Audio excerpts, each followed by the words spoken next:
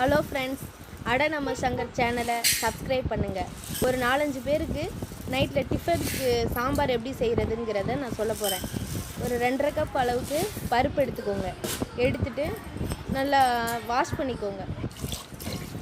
நல்லா 2 தடவை க்ளீன் பண்ணிக்கிட்டு அதுக்கப்புறமா தண்ணி தேவையான அளவுக்கு பருப்புக்கு தேவையான அளவுக்கு தண்ணி ஊற்றி 2 பச்சை மிளகாய் போட்டுக்கோங்க காரத்துக்கு.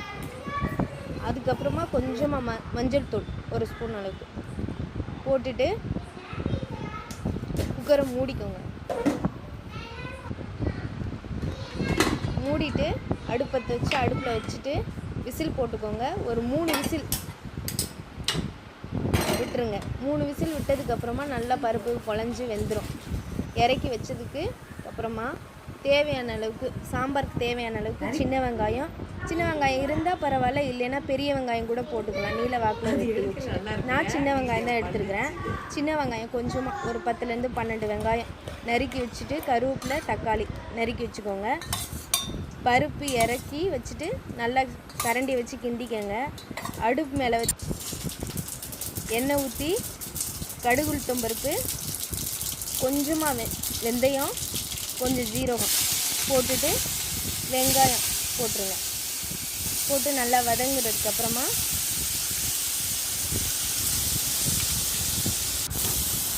தக்காளியும் போட்டுக்கோங்க. நறுக்கி வச்சு தக்காளியும் போட்டுக்கோங்க.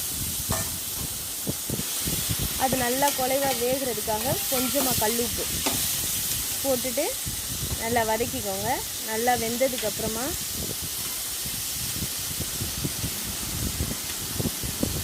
தேவையான அளவுக்கு மசாலா, வெறும் மிளகாத்தூளும்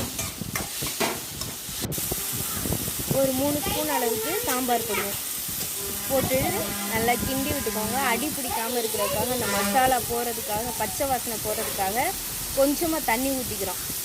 தண்ணி ஊற்றுனதுக்கப்புறமா நம்ம வேக வச்சுருக்கோம் இல்லையா பருப்பு, அந்த பருப்பு தூக்கி கொட்டிடுங்க.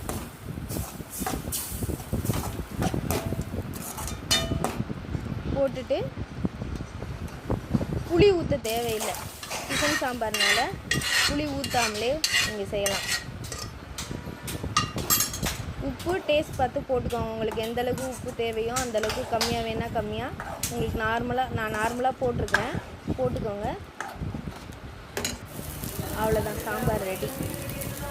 நீங்கள் சாப்பிடுங்க.